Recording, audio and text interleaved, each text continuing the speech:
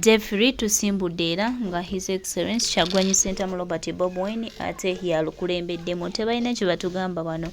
Ono bamuyise Bad Bobi Wine. Jeffrey bw'ati bwetandise era nga tuli ku mulamwa gwaffe okugenda mu maaso nga tulaga obutali bumativu bwaffe engeri enguudo ze Uganda bwe zifaanana era nga tulaga obutali bumativu bwaffe engeri Museveni gy'akuttemu ensonga eno.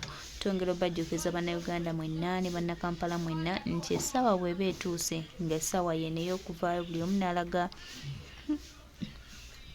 obutali bumativu bwe. Bannange ffenna tuyimukire wamu kubanga ensi eno yaffe ffenna. Eno Uganda si ya Museveni. Temuwa chance Museveni ate mumuwa buyinja nnyo. Museveni kutufuufubbalako. Museveni tufuukira wano kizibu ng'ate akaseera weekali ak'okuyimuka twerwaneko. Detu bwetu bwetandise era nga His Excellence Kyagulanyi Ssentamu Robert Bobi Wine yagikulembeddemu. Kakati mugamba ki? Bagambayo ki? Tewali kye bagamba. Omukulembeze w'eggwanga yabagamba ajja basomesa. Naawe bonna abeebuzaabuza balowooza nti tebabiraba bajja biraba lwa mpaka. Kw'ono His Excellence Kyagulanyi Ssentamu Robert Bobi Wine essuubi lya Uganda abo bonna abeebuzaabuza tubategeeza mujja kubiraba lwa mpaka era mujja kutegeera ani pulezidenti w'eggwanga omutuufu ate ani Kyagulanyi Ssentamu Robert the Bad Bobi Wine era ne leero asimbudde. Yabagambye n'ekyatuddamu paka nga batereezezza byonna ebyasoba era nga batereezezza wonna we bamanyi bwe bakyamya oba we bayonoona. Yes, bwetyo tugenda okuba nga tutambula Uganda eyawamu ye Uganda etambula ate era bannayuganda ffenna nga tukolaganira wamu nga twekwataganidde wamu tuwa ekitagenda kusoboka. Tumanyi nti tugenda kuba bawanguzi era tujja kuba banunuzi ebbanga lyonna. Kyagulanyi Ssentamu Robert Bobi Wine mukama waffe tweyanziza. Tusiimye nnyo okulaga kampeyini. Bannayuganda mwe abakyatudde mwe abakyetuddeko naye ye His Excellence ensonga yagikoze. Buli kimu akikoze temulina kye mumugamba.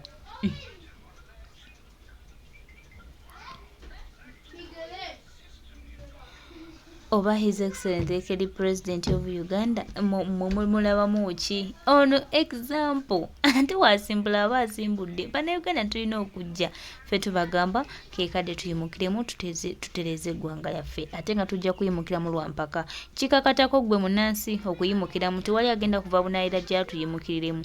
Ffe nga ffe bannayuganda ffe abalina okweyimukiramu ffe nga ffe ne tutereeza eggwanga lyaffe.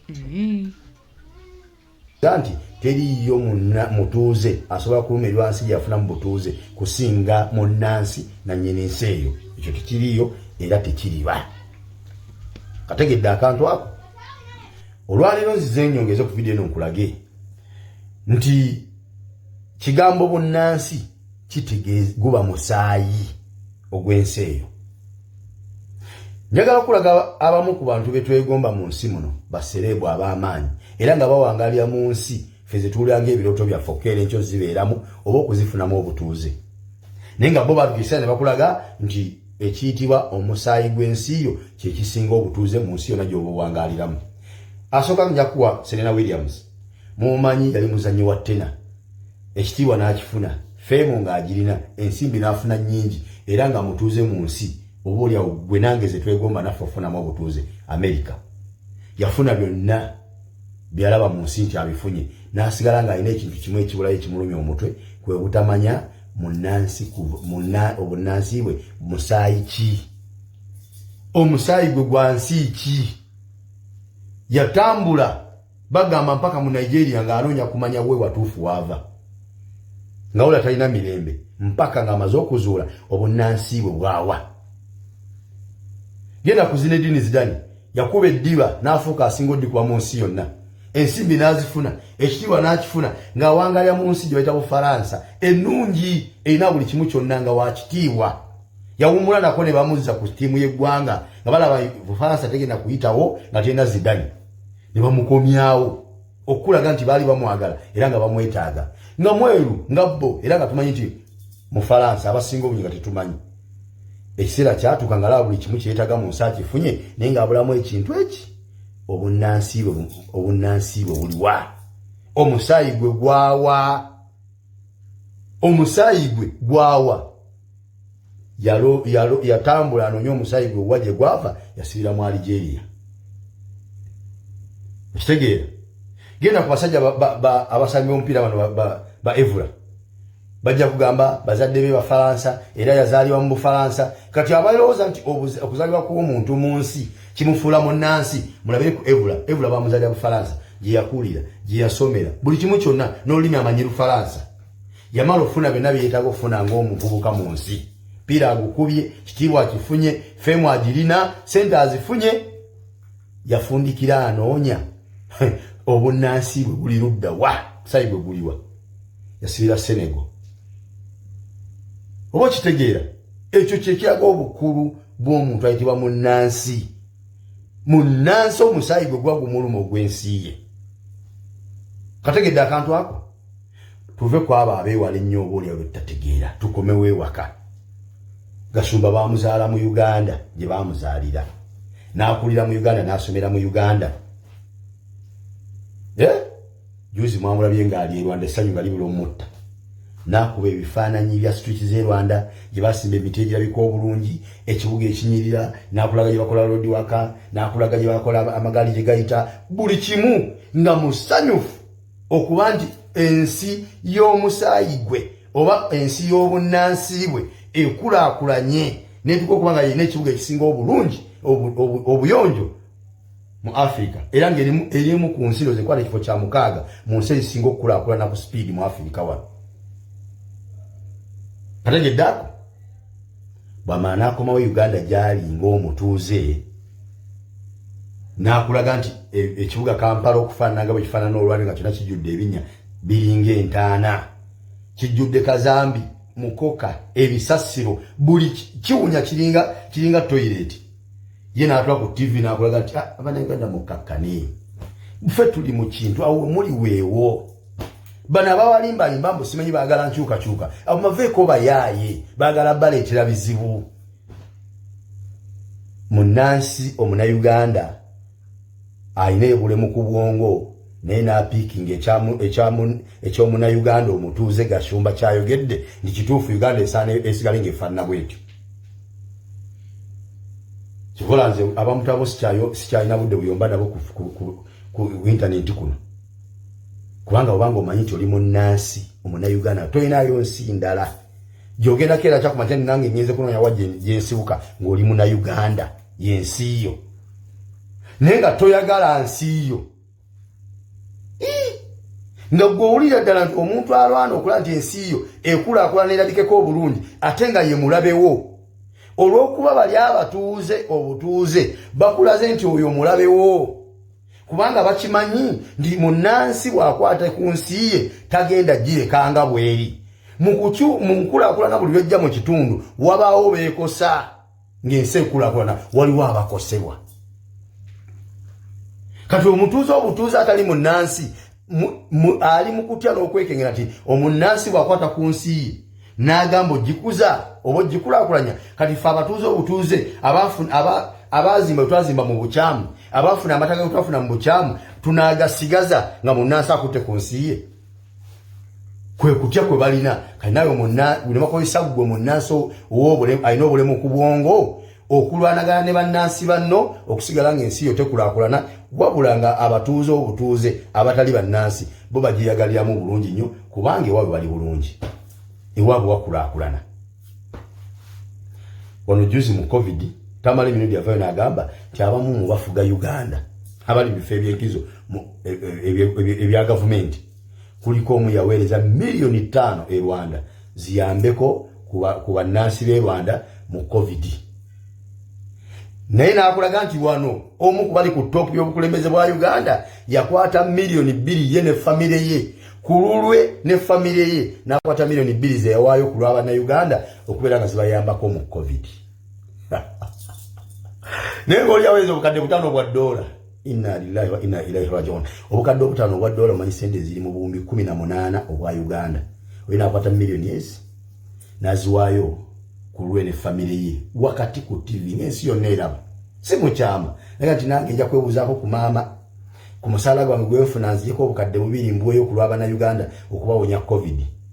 Awaayo milioni 2 ku lw'ensi ennamba nga makage budget gaina ya bumbi bubiri n'ekitundu buli nnaku zibalina okukozesa.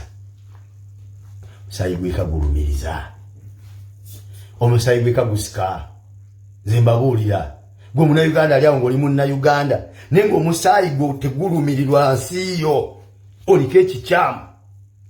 Gwe Munnayuganda kyalwanyisa ensi yo Uganda okuba tekulaakulana. Oli Munnayuganda kiggwe akeera ku makya n'ovuma omuntu asimbye ekitooke mu kinnya olw'akabonero okulaga abalina okukola enguudo zino nti muzikole enguudo nfu. Gwe n'omuvuma mbu ye musiru yakategeera. Kati gwe oli munnansi alwanyisa enkulaakulana mu nsi yo. Bw'oba oli munnansi lenyo oliko ekikyamu. Abantu mubamu ku banene abafuga eggwanga lyaffe bazimbye amasomero amatibona mu nsi ezituliraanye ng'ebijjukizo byabwe, nga mu Uganda talinamu wadde akatale keyazimba ng'ekijjukizo kye. Nene baga nti yazimba amasomero egindi muganda wange gawemmeta obuwumbi 10 obuwumbi 60 kye masomero busomero gyazimba mu nsi y'egindi. Tiyakoma mweyo yokka nti ne Tanzania nti nayo nagenda n'azimbayo amasomero ne bagabbulamu erinnya amannya ge. Kijjukizo kye mu Tanzania, ekijjukizo kye mu Uganda kiri luddawa ekyamasomero. Genda olabe bayita ebijjukizo baateeka mu Uganda, ojja ssanga nga bibumbe bye baabumba ne baterawo nti byebijjukizo. Naye ng'ewalala ebijjukizo bazimbeyo masomero, ewalala ebijjukizo bakozeeyo nguudo. Mumukabaza mmwe kubaamu binyana zisimba mu bitooke eryo gye bagenze mu nsi endala ebijjukizo byabwe bakozeeyo nga bakozeeyo nguudo. Kati munnansi nga munnansi wa Uganda osobola okubeera president wa Uganda, oba osobola okubeera minister wa Uganda, oba osobola okubeera speaker wa parliament ya Uganda, noyagala okukola ekijjukizo kyo n'ogenda okikola mu nsi endala n'olekawo eyiyo mwoli. Bagundi mwebeerere. Njagala okulaga abamu ku bantu betwegomba mu nsi muno basereebwa ab'amaanyi era nga bawangalira mu nsi ffe ze tuwulira ng'ebirooto byaffe okukeera enkyo zibeeramu oba okuzifunamu obutuuze. Naye nga bo batukisa ne bakulaga nti ekiyitibwa omusaayi gw'ensi yo kye kisinga obutuuze mu nsi yonna gy'oba owangaliramu. Asooka nja kuwa Serena Williams, mumumanyi yali muzannyi wa ttena, ekitiibwa n'akifuna, feemu ng'agirina, ensimbi n'afuna nnyingi era nga mutuuze mu nsi. Oba olyawo gwe nange ze twegomba naffe ofunamu obutuuze. Amerika yafuna byonna byalaba mu nsi nti abifunye, n'asigala ng'alina ekintu kimu ekibulayo ekimulumya omutwe, kwe butamanya obunnansi bwe musaayi ki, omusaayi gwe gwa nsi ki. Yatambula bagamba mpaka mu Nigeria ng'anoonya kumanya we watuufu waava, nga wula talina mirembe mpaka ng'amaze okuzuula obunnansi bwe bwawa. Genda ku Zinedine Zidane yakuba eddiba n'afuuka asinga oddikuba mu nsi yonna, ensimbi n'azifuna, ekitiibwa n'akifuna ng'awangalira mu nsi gye bayita Bufalansa ennungi erina buli kimu kyonna nga wakitiibwa. Yawummula nako ne bamuzza ku ttiimu y'eggwanga nga balaba Bufalansa tegenda kuyitawo nga tena Zidane, ne bamukomyawo okulaga nti baali bamwagala era nga bamwetaaga, nga mweru nga bo era nga tumanyi nti Mufalansa abasinga obunyi nga tetumanyi. Ekiseera kyatuuka nga alaba buli kimu kyeyetaaga mu nsi akifunye naye ng'abulamu ekintu eki, obunnansi bwe buliwa. Omusaayi gwe gwawa, omusaayi gwe gwawa. Yatambula anoonya omusaayi gwe gwa gye gwava, yasibira mu Algeria. Ekitegeera genda ku basajja abasambi b'omupiira bano ba Evra, bajja kugamba bazadde be Bafalansa era yazaalibwa mu Bufalansa. Kati abalowooza nti okuzaalibwa kw'omuntu mu nsi kimufuula munnansi, mulabire ku Evra bamuzaalira Bufalansa, gye yakulira, gye yasomera, buli kimu kyonna n'olulimi amanyi Lufalansa. Yamala okufuna byonna byeyeetaaga okufuna ng'omuvubuka mu nsi. Mpira agukubye, kitiibwa akifunye, feemu agirina, sente azifunye, yafundikira anoonya obunnansi bwe buli ludda wa, musaayi bwe guliwa. Yasibira Senegal. Oba kitegeera ekyo kye kiraga obukulu bw'omuntu ayitibwa munnansi. Munnansi omusaayi gwe gwa gumuluma ogw'ensi ye. Kategedde akantu ako tuve ku abo abeewala ennyo oba olyawo betategeera, tukomewo ewaka. Gasumba baamuzaala mu Uganda gye baamuzaalira, n'akulira mu Uganda n'asomera mu Uganda. Juzi mwamulabye ng'ali e Rwanda essanyu nga libula omutta. nakuba ebifaananyi bya street z'e Rwanda gye basimba emiti egirabika obulungi, ekibuga ekinyirira, nakulaga gye bakola road waka, nakulaga gye bakola amagaali gye gayita, buli kimu nga musanyufu okuba nti ensi y'omusaayi gwe oba ensi y'obunnansi bwe ekulaakulanye n'etuka okuba nga yina ekibuga ekisinga obulungi obuyonjo mu Africa, era ng'erimu ku nsi zekwala ekifo kya 6 mu nsi ezisinga okukulaakulana ku speed mu Africa wano. Kataje ddako bw'amaana akomawo Uganda gy'ali ng'omutuuze n'akulaga nti ekibuga Kampala okufaanana nga bwe kifaanana olwali nga kyonna kijjudde ebinnya biringa entaana, kijjudde kazambi, mukoka, ebisasiro, buli kiwunya kiringa toilet. Ye n'atula ku TV n'akulaga nti Abannayuganda mukakkane, ffe tuli mu kintu awo muli weewo. Bano abawalimbalimba mbu simanyi baagala nkyukakyuka, abo maveeko bayaaye baagala baleetera bizibu. Munnansi Omunnayuganda ayina ebulemu ku bwongo naye n'apiikinga eky'Omunnayuganda omutuuze Gashumba kyayogedde nti kituufu Uganda esaana esigale ng'efaanana bwetyo. Kivola nze abantu abo sikyalina budde buyomba nabo ku intaneti kuno. Kubanga obanga omanyi nti oli munnansi Omunnayuganda toyinayo nsi ndala gy'ogenda keera kyakumakya nange ngenze kunoonya wa gye nsibuka ng'oli Munnayuganda y'ensi yo, naye nga toyagala nsi yo. Nga gw'owulira ddala nti omuntu alwana okulaba nti ensi yo ekulaakulana erabikeko obulungi ate nga ye mulabewo, olw'okuba bali abatuuze obutuuze bakulaze nti oyo mulabewo, kubanga bakimanyi nti munnansi bw'akwata ku nsi ye tagenda girekanga bweri. Mu nkulaakulana buli lwejja mu kitundu wabaawo beekosa ng'ensi ekulaakulana, waliwo abakosebwa. Kati omutuuze obutuuze atali munnansi ali mu kutya n'okwekengera nti omunnansi bw'akwata ku nsi ye n'agamba ogikuza oba ogikulaakulanya. Kati ffe abatuuze obutuuze abaazimba twazimba mu bukyamu, abaafuna amataka ge twafuna mu bukyamu, tunaagasigaza nga munnansi akutte ku nsi ye. Kwe kutya kwe balina. Kati nawe buli bakozesa gwe munnansi alina obulemu ku bwongo okulwanagana ne bannansi banno okusigala ng'ensi yo tekulaakulana, wabula nga abatuuze obutuuze abatali bannansi bo bagiyagaliramu bulungi nnyo kubanga ewaabwe bali bulungi, ewaabwe wakulaakulana. Wano juzi mu COVID Tamale Minudi yavayo n'agamba nti abamu mu bafuga Uganda abali mu bifo ebyenkizo ebya gavumenti kuliko omu yaweereza milioni 5 e Rwanda ziyambeko ku bannansi b'e Rwanda mu COVID. Naye n'akulaga nti wano omu ku bali ku top y'obukulembeze bwa Uganda yakwata milioni 2 ye ne famire ye, ku lulwe ne famire ye n'akwata milioni 2 ze yawaayo ku lw'Abannayuganda okubeera nga zibayambako mu COVID. Naye ng'oli yaweza obukadde 5 bwa dola. Inna lillahi wa inna ilaihi raji'un. Obukadde 5 bwa dola manyi sente ziri mu buwumbi 18 obwa Uganda. Oyo n'akwata milioni ezi n'aziwaayo ku lulwe ne famire ye wakati ku TV n'ensi yonna eraba. Si mukyama naye nti nange nja kwebuuzaako ku maama ku musaala gwange gwe nfuna nzijeko obukadde 2 mbuweeyo ku lw'Abannayuganda okubawonya COVID. Awaayo milioni 2 ku lw'ensi ennamba ng'amaka ge budget galina ya buwumbi 2.5 buli nnaku gye balina okukozesa.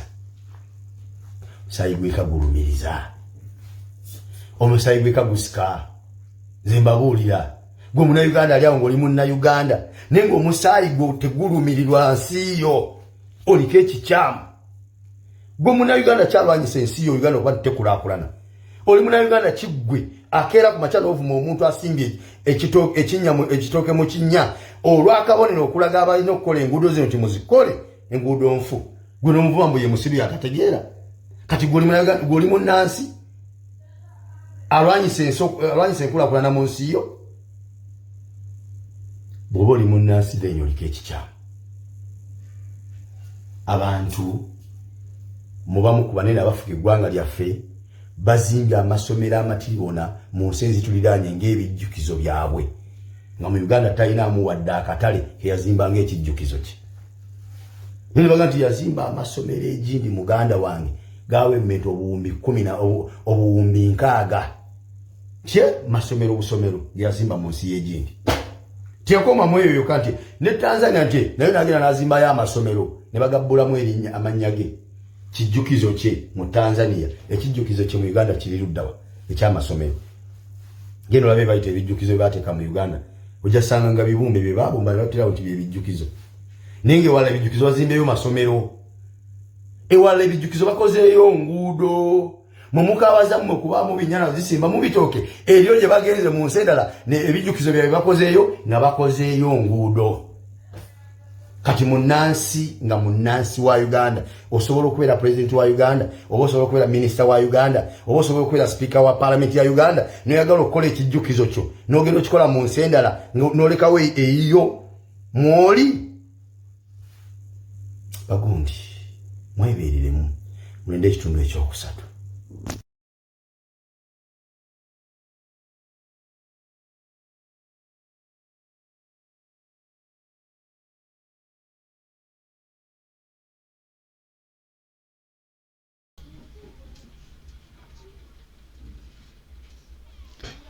Kyagulanyi Ssentamu Robert Bobi Wine ajja balemya omutwe ate akyabawogeza obwama bungi nnyo mujja mulwawo mutegeera naye nga mujja mutegeera mpolampola naddala mmwe abaana ababagadde okumutegeera nti ddala ddala n'omukulembeze wa ggwanga ssuubi lya Uganda ate era atwala Uganda eno maaso. Temulina kye mutugamba, ffe tulina mukulembeze waffe era tuli kweyagala na mukulembeze waffe era twongera obajjukiza nti tujja kweyagala naye ebbanga lyonna.